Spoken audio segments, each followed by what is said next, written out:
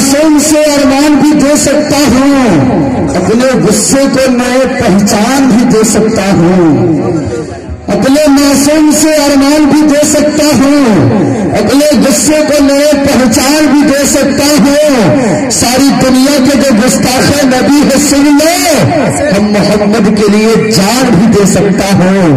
وہ ساری دنیا کے جو گستاخ نبی ہے سن لو، ہم محمد کے لیے جان بھی دے سکتا ہوں۔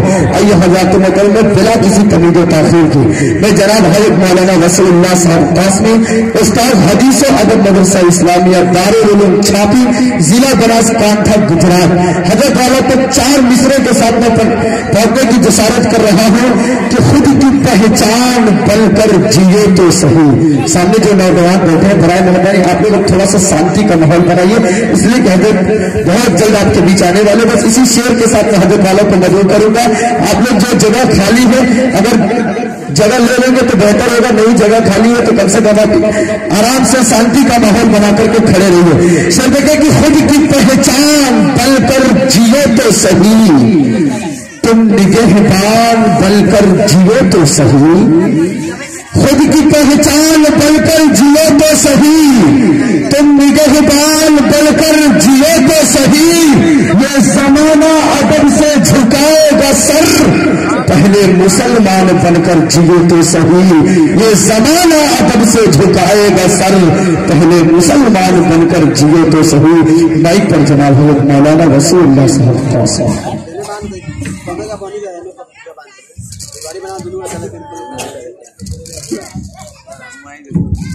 میں ماں بہنوں سے میں کہوں گا کہ جو یہ چھوٹے چھوٹے بچے شور کر رہے ہیں آپ لوگ اس کو برائے مہربانی چپ کرا کر کے بیٹھے، اس لیے کہ جب مائیں بہنیں جب اپنے پر آ جاتے تو بچے کے باپ بھی چپ ہو۔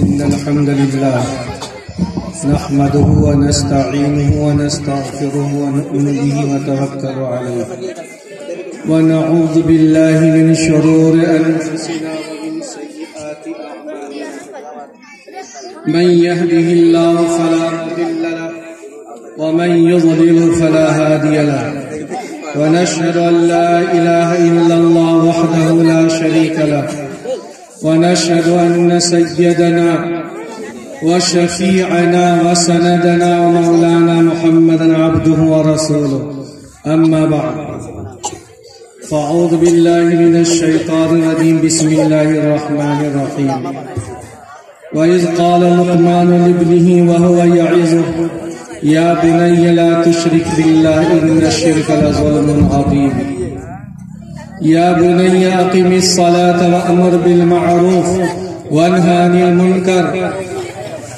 واصبر على ما أصابك إن ذلك لمن عزم الأمور ولا تصعر خدك للناس ولا تمش في الأرض مرحا إن الله لا يحب كل مختال فخور صدق اللہ العظیم۔ میرے محترم بزرگوں اور دوستوں، رات بھی کافی لمبی ہو چکی ہے اور جہاں تک بات رہی میرا جو اپنا مزاج ہے میں اتنی لمبی رات تک میں نہیں بیٹھ سکتا۔ میں نے اپنے میزبان سے پہلے ہی واضح کر دیا تھا کہ میں اس طرح کے جلسوں جلوسوں میں شریک نہیں کرتا جس میں لمبی رات تک بیٹھ، چونکہ کچھ فائدہ نہیں ہوتا۔ میری طبیعت اس قسم کے مجالس سے بہت ابا کرتی ہے۔ میں تو وہی طریقہ مفید سمجھتا ہوں جو قرن اول میں تھا، آپ صلی اللہ علیہ وسلم کے عہد مبارک میں تھا۔ اور سب سے پہلے یہ کہہ دوں کہ میں جیسا کہ ہمارے استاد محترم حضرت مفتی سید احمد صاحب پالنپوری رحمت اللہ علیہ نور اللہ مرقدہ و برد مضجعہ، اللہ ان کی تربت پر کروڑہ رحمتیں نازل فرمائے، حضرت جو ہے نا برملا کسی غلط کام پر نکیر کرتے تھے اور لا یبالی لومۃ لائم کی کوئی پرواہ نہیں، بالکل پرواہ نہیں کہ ہماری کیا کوئی ملامت کرے گا، کیا کہے گا، تان و تشنیع اور ادھر ادھر کی باتیں نہیں، بالکل حضرت کی کوئی پرواہ نہیں کی۔ حضرت برملا جو ہے نا کسی منکر پر نکیر کرنا، غلط چیزوں پر نکیر کرنا، حضرت برملا کیا کرتے تھے؟ تو یہ جو طریقہ ہے، یہ طریقہ جو ہے نا دین کی آواز کے لیے یہ مفید نہیں ہے. یہ تو وہی ہے جو ما وجدنا علیہ آباءنا وإنا علی آثارہم لمقتدون والا معاملہ ہے. بس جو ہے نا پہلے زمانے میں جب علم نہیں تھا، جہالت تھی، لوگ پڑھے لکھے نہیں تھے، اور اس طرح کی مجالس رات بھر شام مجلسیں شروع ہوتی تھیں اور فجر کی اذان کے وقت مجلسیں ختم ہوا کرتی تھی. بس وہی طریقہ جو کفار کہا کرتے تھے، ما وجدنا علیہ آباءنا وإنا علی آثارہم لمقتدون، بس اسی کو کرتے دیکھا ہم نے اپنے باپ دادا کو، اسی کو ہم نے پکڑ لیا ہے. تو یہ جو ہے نا طریقہ ہے، یہ مفید نہیں ہے. میں نے کہا وہی طریقہ مفید ہوگا جو قرن اول میں تھا، آپ صلی اللہ علیہ وسلم کے عہد میں تھا، صحابہ کے عہد میں تھا. آپ صلی اللہ علیہ وسلم کے عہد مبارک کے اندر دین کی بات بتانے کا صرف ایک بس ذریعہ تھا. آپ صلی اللہ علیہ وسلم اپنے اصحاب کو ممبر کے قریب جمع کر لیتے تھے، مسجد ہوا کرتی تھی، ممبر کے قریب جمع کر لیتے تھے، دین کی باتیں ہو جایا کرتی تھی. میں ہاتھ جوڑ کر کے اپنے علماء کرام سے کہوں گا، اگر امت کے اندر صالح انقلاب لانا ہے، ایک بہترین انقلاب لانا ہے، دینی اور ایمانی انقلاب پیدا کرنا ہے، امت کی زندگیوں میں امت کی زندگی بدل جائے اور ایمانی زندگی بن جائے، اسلامی زندگی بن جائے، روحانی زندگی بن جائے، روح پیدا ہو جائے، حیات اور زندگی آ جائے ہمارے جسموں کے اندر، تو پھر وہی طریقہ ہمیں اختیار کرنا پڑے گا جو قرن اول کے اندر تھا.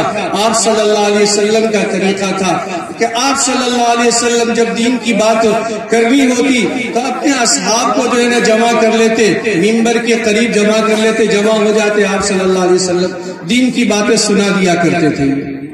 یہ جو ہے نا طریقہ ہی. مجھے تو جو ہے نا اب تک کہ سمجھ نہیں ہے کہ میں کیوں آیا ہوں، میرا آنا کا مقصد کیا ہے، مجھے کیوں بلایا گیا ہے. مجھے یہ پتہ نہیں چل رہا ہے کہ یہ جو کوئی دین کی واعظ و نصیحت کی مجلس ہے یا کوئی جو ہے نا سبھا، جو آج کل کی جو ہے نا زبان میں سیاسی جو سبھائیں ہوتی ہیں، سیاسی سبھائیں ہیں یا دین کی مجلس ہے. اگر دین کی مجلس کا انعقاد کرنا ہے تو بس وہ 2 گھنٹے 1 گھنٹے بہت ہو گئے، اور مدارس کا نمونہ پیش کرنا ہے، مکاتب کا نمونہ پیش کرنا ہے. یہ جو مکاتب قرآنیہ، اس میں جو چیدہ بچے ہیں جو بہترین اپنا پروگرام پیش کر سکتے ہیں، ان بچوں کو سامنے لائے. اس سے آپ کے مدرسے کا وقار اونچا ہوگا، معیار اونچا ہوگا، آپ کے مدرسے کا بہترین چھاپ پڑے گا اور لوگوں میں ایک بہترین تاثر جائے گا کہ فلاں مدرسے کے اندر بہترین تعلیم ہوتی ہے. دیکھو ایک بچے نے کیسی تلاوت کی، کیسا نظم پڑھا، شاندار نظم پڑھا، تو ایک بہترین پیغام جائے گا لوگوں کے اندر کہ اس ادارے کا، اس مکتب کا معیار بہت اونچا ہے، ہمیں اپنے بچوں کو یہاں داخل کرنا ہے تاکہ صحیح تعلیم مل سکے اور صحیح تربیت مل سکے. یہ ایک بہترین پیغام جائے گا لوگوں کے اندر، اچھا پیغام جائے گا لوگوں کے اندر. اس طرح سے جو ہے نا ایک بہترین ایک معاشرہ وجود میں آئے گا، ایک سوسائٹی وجود میں آئے گی، ایک سماج وجود میں آ جائے گا، ایک روحانی ایک ماحول پیدا ہوگا. تو علماء کرام سے میں گزارش کروں گا کہ اگر امت کے اندر صالح انقلاب پیدا کرنا ہے، بہترین انقلاب پیدا کرنا ہے، تو وقتاً فوقتاً آپ جو ہے نا محنت کیجئے، اپنی محنت کا دائرہ وسیع کیجئے، محنت کے دائرے کو بڑھائیے اور لوگوں تک جو ہے نا اپنی بات کو پہنچائیے، اور اچھے علماء کرام کو بلا کر کے، نیک متقی پرہیزگار بہت سارے اپنے علاقے کے اندر ہیرے ہیں. ایسا نہیں کہ اپنا علاقہ خالی ہے، اپنا علاقہ جو ہے نا مر چکا ہے، یہاں افراد نہیں ہے. الحمدللہ 1 سے 1 افراد ہے اپنے علاقے کے اندر. اللہ تعالیٰ نے اس علاقے کو جو ہے نا بھر دیا ہے، رحمتوں سے برکتوں سے بھرا ہوا بہت خیر ہے علاقے کا.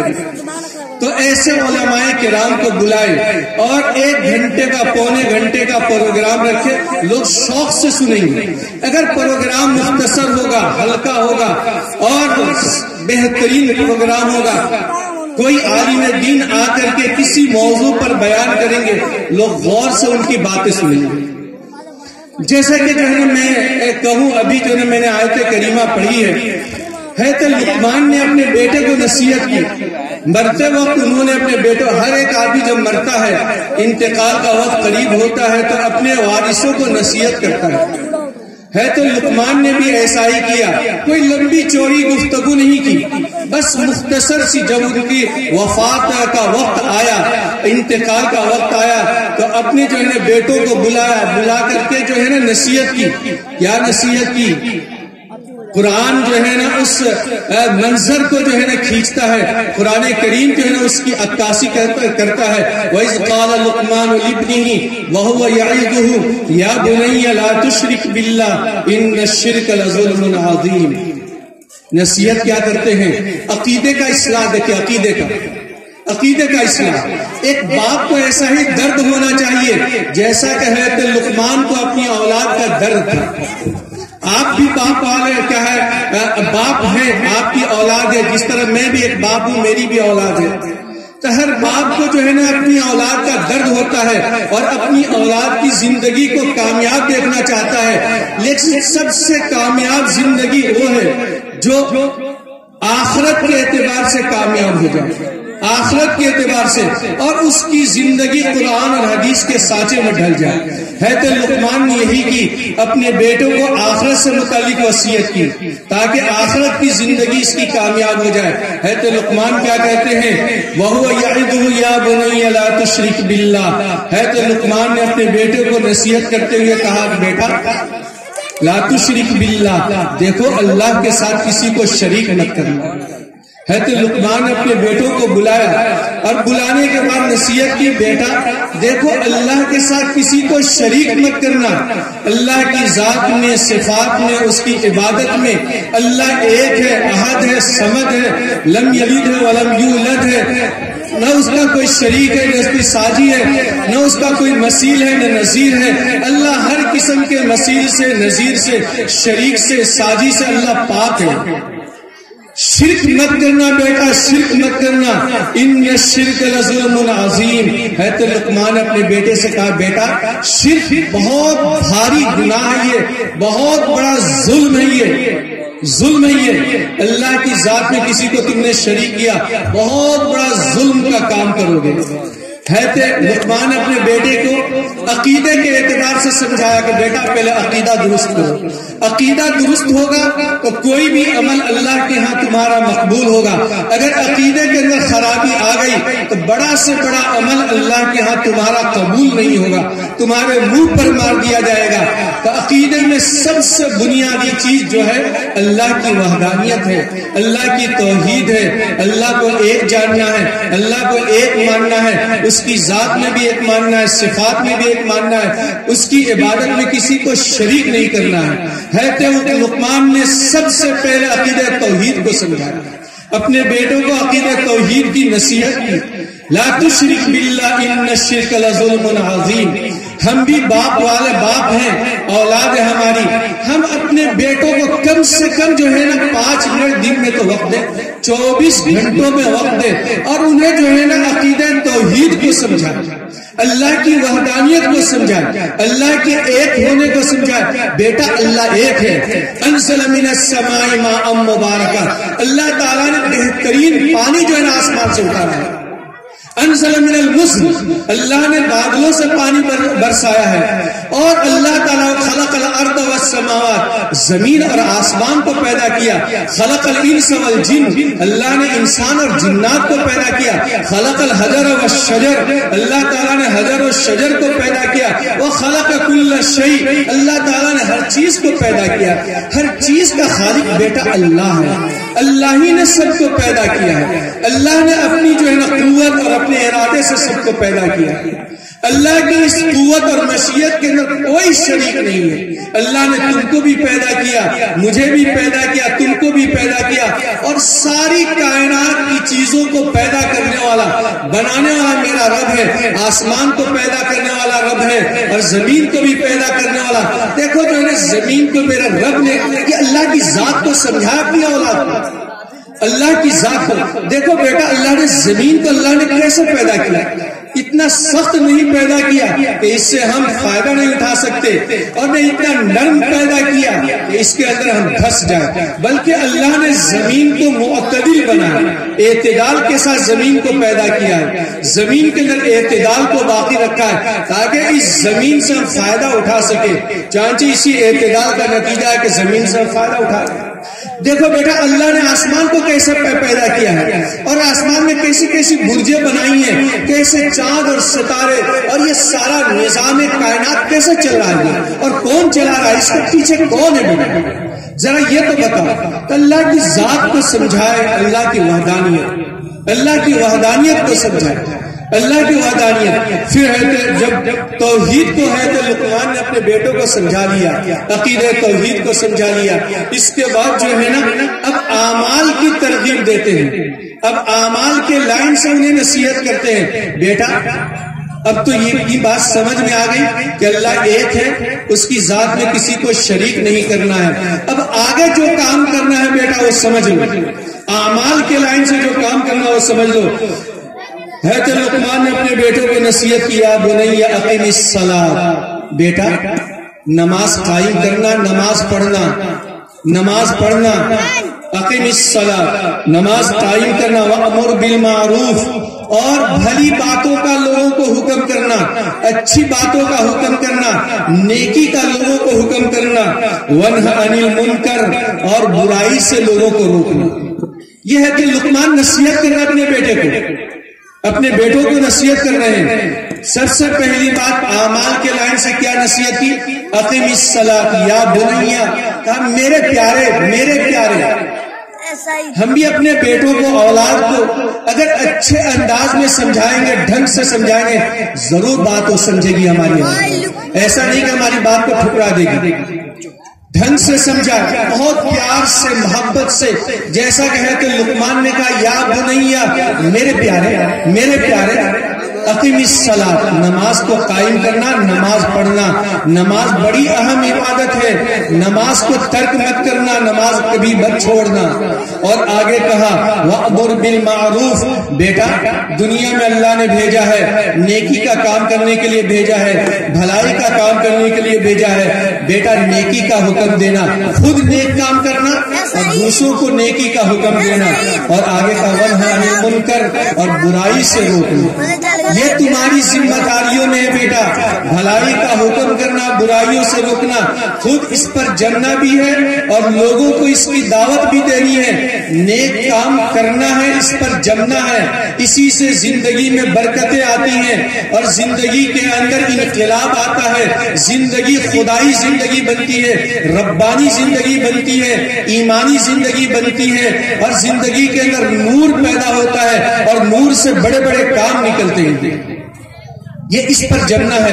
وَنْهَ عَنِ الْمُنْكَرِ، اور نیکی کو جو چیز نقصان پہنچانے والی ہے، صلاح اور تقویٰ کو جو چیز نقصان پہنچانے والی ہے، جیسا کہ دیمک جو ہے نا لگ جاتا ہے تو ساری چیزوں کو برباد کر دیتا ہے، اسی طرح برائیاں ہیں بیٹا، یہ دیمک کی طرح ہے، یہ گناہ دیمک کی طرح ہے، یہ بڑا نقصان دہ بیٹا، ضرر ویسا ہے۔ اگر جو ہے نا اس سے خود نہ بچے اور لوگوں کو بچنے کی تلقین نہ کی، دعوت نہ دی، یہ تمہاری زندگی کے اندر دیمک کی طرح لگ جائے گا اور تمہاری پوری زندگی کو برباد کر دے گا۔ لہذا نیکی کا کام کرنا اور اس پر جمنا اور لوگوں کو برائیوں سے روکنا، خود بھی روکنا۔ اور آگے کہا ہے کہ لقمان نے وَاصْبِرْ عَلَىٰ مَا أَصَابَكَ، بیٹا اس راستے میں تکلیفیں بھی بہت آئے گی، ایسا نہیں کہ تم نماز پڑھو گے اور اسی طریقے سے نیکی کا کام کرو گے اور برائیوں سے روکو گے تو تمہارے راستے میں کوئی رکاوٹیں نہیں، قدم قدم پر رکاوٹیں آئیں گی۔ ہر طرح کے لوگ ہیں، ہر طرح کے مزاج رکھنے والے ہیں، الگ الگ مزاج کے اندر اللہ تعالیٰ نے انسانوں کو پیدا کیا ہے، الگ الگ مزاج کے اندر انسانوں، اس راستے میں رکاوٹیں ضرور آئیں گی۔ اللہ کے نبی صلی اللہ علیہ وسلم کو دیکھیے کیسی رکاوٹیں آئیں گی، نبی تھے، نبوت کے مقام پر تھے، سید الانبیاء تھے، سید المرسلین تھے، نبیوں کے سردار تھے، رسولوں کے سردار تھے۔ آخرت جو ہے قیامت تک آپ پر رسولوں اور نبیوں کا دروازہ بند کر دیا گیا، خاتم الانبیاء اور رسول ہیں، آپ کے بعد نہ کوئی کوئی نبی اور رسول بہت بڑا مقام اللہ تعالیٰ نے آپ کا عطا فرمایا تھا، لیکن اتنا بڑا مقام ایسا نہیں کہ لوگوں نے آپ کو تسلیم کر لیا، بلکہ قدم قدم پر رکاوٹیں کھڑی کی گئی، آپ کے کام کے اندر روڑے ڈالے گئے، روڑے اٹکائے گئے، آپ کو روکا گیا، جان کے دشمن بنے، آپ کو ہر طرح سے آپ کے مقصد سے پھیرنے کی کوششیں کی گئیں، لیکن اللہ کے نبی اس پر جمے رہے۔ وَاصْبِرْ عَلَىٰ مَا أَصَابَكَ، 13 سال مکے کی زندگی کے اندر انہی صحبتوں کے ساتھ اللہ کے نبی نے گزار دیا، 13 سال کا طویل عرصہ دشمنوں نے آپ کا جینا مشکل کر دیا تھا، اور اتنا مشکل کر دیا تھا کہ مکہ کی زمین اپنی وسعت کے باوجود، کشادگی کے باوجود اللہ کے نبی پر تنگ ہو گئی۔ مکہ کی زمین، یہاں تک کہ اللہ کو جو ہے نا رحم آ گیا کہ اب جو ہے نا مکے کی زندگی آپ کے لیے جو ہے نا اب آرام جو ہے نا اور سکون والی نہیں رہ گئی ہے، آپ ہجرت کیجیے۔ اللہ کے نبی کو ہجرت کا حکم ملا، 13 سال کے بعد ہجرت کر کے آپ مدینہ جاتے ہیں، مدینہ جاتے شاید کہ وہاں پر کچھ جو ہے نا راحت کی سانس مل جائے، سکون مل جائے، اطمینان مل جائے، اور وہاں اطمینان سے میں دین کا کام کر سکوں، لیکن دشمنوں نے وہاں بھی چین سے بیٹھنے نہیں دیا۔ کچھ ہی سال گزرے تھے، کچھ ہی سال کا زمانہ گزرا تھا کہ سارے دشمنان اسلام، یہ عرب کے جتنے بھی قبائل تھے جو اسلام میں داخل نہیں ہوئے تھے، سب جو ہے نا تقریباً روایتوں کے اندر آتا ہے 10,000 کا لشکر جرار مدینہ پر پوری طاقت کے ساتھ حملہ آور ہوتا ہے، پوری طاقت کے ساتھ، قوت کے ساتھ، اتنی قوت کے ساتھ کہ قرآن کریم نے اس کا نقشہ کھینچا ہے، ایسا دل دہلا دینے والا ایسا نقشہ کھینچا قرآن کریم نے۔ ذرا اس نقشے کو دیکھیں قرآن کریم کہ یہ جو ہے دشمن کس طاقت کے ساتھ مدینے پر حملہ آور ہوئے تھے اور کتنا شدید ان کا حملہ تھا۔ قرآن کریم کہتا ہے اذ جاؤکم من فوقکم ومن اسفل منکم واذ زاغت الابصار وبلغت القلوب الحناجر وتظنون بالله الظنون هنالك ابتلي المؤمنون وزلزلوا زلزالا شديدا۔ اللہ کے نبی سے کہا جاتا ہے نبی وہ وقت تو یاد کیجئے کہ دشمن آپ کے اوپر سے، نیچے سے، دائیں سے، بائیں سے، ہر طرف سے دشمن آپ پر ٹوٹ پڑا تھا، دشمن آپ پر ٹوٹ پڑا تھا۔ آپ ہجرت کر کے مدینے میں آئے، سانس ملے، راحت کی سانس ملے، آرام کے لیے آئے تھے اور رب کا دین پہنچانے کے لیے آئے تھے کہ اطمینان سے رب کا دین لوگوں تک پہنچا دوں کہ تم اطمینان کے ساتھ، لیکن یہاں بھی چین کی سانس لینے نہیں دی بلکہ پوری طاقت کے ساتھ مدینے پر حملہ آور ہوئے۔ قرآن کریم اس کا نقشہ کھینچتا ہے، کہتا ہے قرآن کریم، اللہ پاک کہتا ہے کہ میرے نبی اس وقت کو یاد کیجئے اذ جاؤکم من فوقکم ومن اسفل منکم، دشمن آپ کے اوپر سے، نیچے سے، دائیں سے، بائیں سے، ہر طرف سے آپ پر ٹوٹ پڑا تھا۔ بس چاہ رہا تھا دشمن کہ مدینے کی اینٹ سے اینٹ بجا دی جائے، اور وہ محمد کے خون کے پیاسے بن کر کے آئے تھے، بس محمد کا خون چاہیے، محمد کا خون چاہیے صلی اللہ علیہ وسلم۔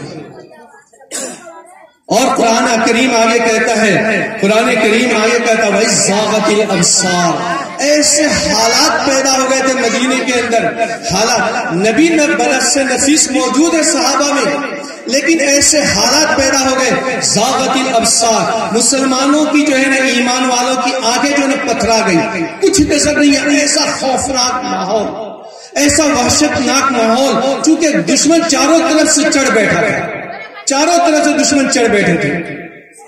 تو یہ جو ہے نا، یہ منظر ایسا ہولناک منظر تھا۔ قرآن کریم کہتا ہے وَإِذْ زَاغَتِ الْأَبْصَارُ، مسلمانوں کی نظروں کے سامنے کچھ نہیں نظر نہیں آ رہا تھا۔ وَبَلَغَتِ الْقُلُوبُ الْحَنَاجِرَ، اور قرآن کہتا ہے یہ دل جو ہے، دل اندر کا، قرآن کہتا ہے، رب کہتا ہے، اس وقت کا نقشہ منظر کھینچتے ہوئے رب کہتا ہے، میں نہیں کہتا، آپ نہیں کہتے، کوئی دوسرا نہیں کہہ رہا ہے، بلکہ اللہ خود کہہ رہا ہے، اللہ کہہ رہا ہے کہ مسلمانوں کی جو حالت تھی اس وقت، اس حالت کو قرآن بیان کر رہا ہے کہہ رہا وَإِذْ زَاغَتِ الْأَبْصَارُ وَبَلَغَتِ الْقُلُوبُ الْحَنَاجِرَ، یہ جو دل ہے یہ جو ہے نا گلے سے باہر آ گیا تھا، کیا ہے حلق تک جو ہے نا دل آ گیا تھا، اب ایسا لگ رہا تھا کہ دل جو ہے نا منہ سے باہر آ جائے، ایسا منظر۔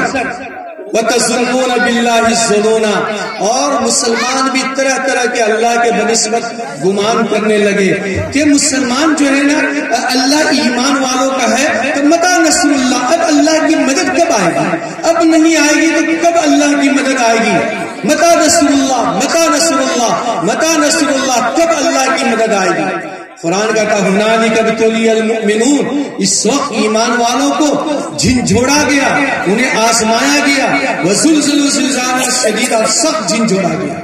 پھر اس کے بعد جب اللہ نے سخت سے سخت امتحان لیا، نبی موجود ہے، صحابہ قدسی صفات نفوس صحابہ کی ذات موجود ہے، سارے جو ہے نا نیک لوگ موجود ہیں، لیکن پھر بھی آزمائش آئی، ایسی آزمائش جیسا کہ میں نے بتایا قرآن نے وہ نقشہ کھینچا ہے، قرآن وہ نقشہ کھینچ کر کہتا ہے۔ تو اس وقت جو ہے نا جب صحابہ جمع ہیں اللہ کے جمنے پر اللہ کی مدد آئی، کیسی مدد آئی؟ 27 دنوں تک، تاریخ کے طرح 27 دنوں تک دشمنوں نے چاروں طرف سے مدینے کا محاصرہ، صرف ایک طرف سے مدینے کا جو ہے نا راستہ، چونکہ مدینے کا ایک طرف ایسا تھا چاروں قدرتی پہاڑوں سے گھرا ہوا ہے اور باقی 3 طرف جو ہے نا مدینے کا کھلا ہوا ہے، اور ایک طرف سے کھلا ہوا، باقی 3 طرف پہاڑوں کا جو ہے نا ایک طویل سلسلہ جو مدینہ کو گھیرے ہوا ہے، محفوظ بنا ہوا ہے۔ تو اس طرف سے دشمن حملہ آور ہوئے تھے، اس طرف سے دشمنوں نے آپ صلی اللہ علیہ وسلم پر حملہ کر دیا تھا، تو نبی صلی اللہ علیہ وسلم اس وقت بنفس نفیس موجود ہے، پھر بھی ایسا آزمایا گیا۔ 27 دنوں تک گھیرے رکھا دشمنوں نے، 27 دنوں کے بعد اللہ کی مدد آئی، کیسی مدد آئی؟ قرآن کہتا ہے فَأَرْسَلْنَا عَلَيْهِمْ رِيحًا وَجُنُودًا لَّمْ تَرَوْهَا، کیسی مدد آئی؟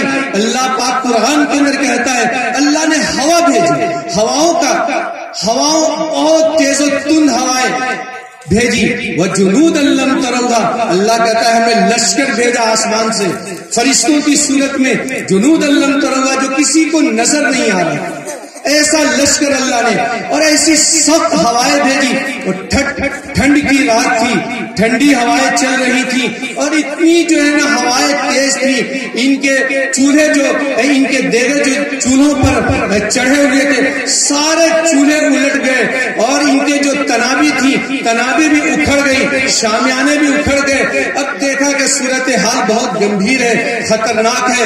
ابو سفیان جو اس وقت ایمان نہیں لایا تھا اس وقت تک کہ انہوں نے جو ہے طبلِ رحیل بجا دیا، اب چلو، اب مزید محاصرے کا کوئی فائدہ نہیں، مزید مدینے کو گھیرے رکھنے سے کوئی فائدہ نہیں ہے، فوراً جو ہے نا اس وقت اعلان کر دیا کہ اب چلو یہاں سے خالی۔ 27 دنوں کے بعد نبی صلی اللہ علیہ وسلم 27 دنوں تک جو ہے نا جمے رہے، پھر اللہ کی مدد آئی۔ پھر یہی دیکھیے مدینہ ہجرت کر کے آتے ہیں، اور اللہ کے نبی صلی اللہ علیہ وسلم، وقت ہو جائے تو مجھے بتا دیں جی ہاں، تو آخر میں جو ہے ایک واقعہ میں بتاتا ہوں۔ دیکھیں 8 سال کے بعد پھر اللہ کے نبی کی کیسی مدد ہوتی ہے، ایک تو مدینے کا محاصرہ اور سخت محاصرہ، پھر اللہ کی طرف سے مدد آئی ہے، پھر 8 سال کے بعد مکے سے بھگائے گئے تھے، نکالے گئے تھے، اور 8 سال کے بعد مکے کے اندر اللہ کے نبی صلی اللہ علیہ وسلم داخل ہوتے ہیں، 8 سال کے بعد داخل ہوتے ہیں، اور عام معافی کا اعلان کر دیا اللہ کے نبی نے، عام معافی کا، کہ من دخل دار ابی سفیان فهو آمن ومن دخل الحرم فهو آمن ومن اغلق بابه فهو آمن، جو اپنا دروازہ بند کر لے اس سے امان ہے، جو حرم پاک میں داخل ہو جائے اس سے امان ہے، جو ابو سفیان کے گھر میں داخل ہو جائے اس سے امان ہے۔ الغرض جو ہے نا اللہ کے نبی نے عام معافی کا اعلان سنا دیا، لیکن کچھ لوگ تھے اس میں اکرمہ ابن ابو جہل تھے، اور ان کے کچھ ساتھی تھے، اکرمہ یہ ابو جہل کا بیٹا تھا، باپ جس طرح جو ہے نا اکڑ مزاج کا تھا، اس کے اندر بڑی تندی تھی، تیزی تھی اور سرکشی تھی، باپ نے پوری زندگی جو ہے نا مان کر کے نہیں دی، اللہ کے نبی نے بہت سمجھا لیکن مان۔ اسی طرح ان کا بیٹا بھی اکرمہ بھی تھا، ان کے اندر بھی بڑی جو ہے نا اکڑ مکڑ تھی، غرور اور گھمنڈ کا، تلوار اٹھا لی، مسلمانوں سے مقابلہ کرنے پر اتر آئے، اور انہوں نے اپنے کچھ ساتھیوں کو اپنا ہم نوا بنا لیا۔ بالآخر خالد بن ولید کے مقابلے میں آئے، اس کے بہت سارے ساتھی مارے گئے۔ اب جب اکرمہ نے دیکھا کہ ہمارے بہت ساتھی مارے گئے، ہم تو تنہا پڑ گئے، اکیلے پڑ گئے، اب تو اکیلے پڑ گئے، لہذا اکرمہ بھاگ گیا مکہ چھوڑ کر کے بھاگ گیا۔ اکرمہ کی بیوی ام حکیم اللہ کے نبی کی خدمت میں حاضر ہوتی ہے، اور اللہ کے نبی کی خدمت میں حاضر ہو کر کے چہرے پر نقاب ڈال رکھا ہے، چہرے پر پردہ ڈال رکھا ہے، اور کہا کہ اللہ کے نبی کے خدمت میں جا کر کے عرض کرتی ہے کہ ام حکیم ایمان لانا چاہتی ہے، آپ کی جو ہے نا غلام بننا چاہتی ہے۔ یہ جو ہے نا اکرمہ کی بیوی ہے، ابھی تک آپ صلی اللہ علیہ وسلم کے دشمن اور جانی دشمن، لیکن آپ کے قدموں میں جا کر کے جو ہے نا ام حکیم، یہ جو ہے نا ہند ابن عتبہ کی بیٹی، عتبہ بھی بہت نالائق انسان تھا، یہ عتبہ کی بیٹی تھی، قدموں میں گر جاتی ہے اور پھر کہتی ہے اللہ کے نبی آپ نے مجھے تو معاف کر دیا، میں اسلام میں داخل ہو گئی، مجھے معاف کر دیا، میرے شوہر اکرمہ کو بھی معاف کر دیجیے۔ قرآن کریم آپ کے بارے میں فرماتا وما ارسلناک الا رحمۃ للعالمین،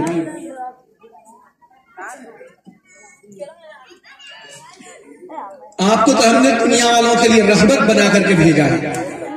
اللہ کے نبی عام جو ہے نا اس کے لیے سزا سنا چکے تھے، اکرمہ جہاں بھی ملے اس سے قتل کر دیا جائے، اگر وہ کعبہ کے غلاف پہ بھی لپٹ جائے پھر بھی اسے بخش نہ مت، اس سے قتل کر دینا اکرمہ کو۔ تو اللہ کے نبی نے جو ہے نا اس سے مار ڈالنے کا حکم سنایا تھا، لیکن جب ام حکیم اجازت طلب کرتی ہے کہ اللہ کے نبی اکرمہ کو بھی معاف کر دیجئے، اللہ کے نبی نے اسی وقت جو ہے نا معاف کر دیا، جاؤ اکرمہ کو بھی معاف کیا۔ فوراً ام حکیم اس وقت اپنے حبشی غلام کو لے کر کے نکل جاتی ہے، اپنے ایک حبشی غلام کو لے کر کے نکل جاتی اکرمہ کی تلاش میں۔ اکرمہ یمن کی طرف بھاگ نکلا تھا، اکرمہ کے پیچھے دوڑ پڑتی ہے، حبشی غلام کو ساتھ میں لیتی ہے، لیکن راستے میں حبشی غلام کی نیت بدل جاتی ہے اور ہند کے اوپر، ام حکیم کے اوپر ہاتھ ڈالنا چاہتا ہے، اس کی نیت کے اندر فطور آ جاتا ہے، بگاڑ آ جاتا ہے، خرابی آ جاتی ہے، اور وہ جو اپنا منہ کالا کرنا چاہتا ہے ام حکیم کے ساتھ۔ ام حکیم اس سے تسلی دلاتی ہے، اطمینان دلاتی ہے کہ حبشی غلام تو اطمینان رکھ، اگر میرا شوہر اکرمہ نہیں ملا تو مستقبل میں میری زندگی کا فیصلہ تیرے حق میں ہوگا، یعنی میں تم سے نکاح کر لوں گی، لہذا تم میں اپنی نیت خراب مت کر، میری عزت کو داغدار مت کر۔ چنانچہ ام حکیم جو ہے نا آگے کی طرف جو ہے نا بڑھتی ہے، ایک جو ہے نا عرب قبیلے کے اندر پہنچتی ہے، جا کر کے جو ہے نا اس حبشی غلام کی شکایت کرتی ہے، لوگوں نے فوراً اسی وقت اس کو قید کر لیا، اور ام حکیم آگے کی طرف چلتی ہے، ساحل یمن پر پہنچتی ہے، یمن کے ساحل پر پہنچتی ہے، دیکھا کہ جو ہے اکرمہ کشتی میں سوار ہو چکا ہے، یمن جانے کے لیے کشتی میں سوار ہو چکا ہے۔ ام حکیم آواز دے رہی ہے کہ میرے چچا کے بیٹے کہاں جا رہے سنو۔ فوراً جو ہے نا ایک مانوس کی آواز تھی، مانوس آواز تھی، اکرمہ نے دیکھا کوئی مانوس آواز آ رہی ہے تو اس نے چاروں طرف نظر دوڑائی، پھر دیکھتا ہے اپنے پیچھے، دیکھتا ہے کہ پیچھے تو میری بیوی ام حکیم کھڑی ہے اور مجھے آواز دے رہی ہے۔ اسی وقت جو ہے نا فوراً جو ہے نا آتا ہے اور کہتا ہے دیکھو اکرمہ نبی نے تجھے معاف کر دیا ہے۔ اکرمہ حیرت سے پوچھتے ہیں کہ محمد نے مجھے معاف کر دیا، اللہ کے نبی نے مجھے معاف کر دیا؟ کہ ہاں اکرمہ تجھے معافی مل گئی ہے، میں نے خود معافی چاہی ہے۔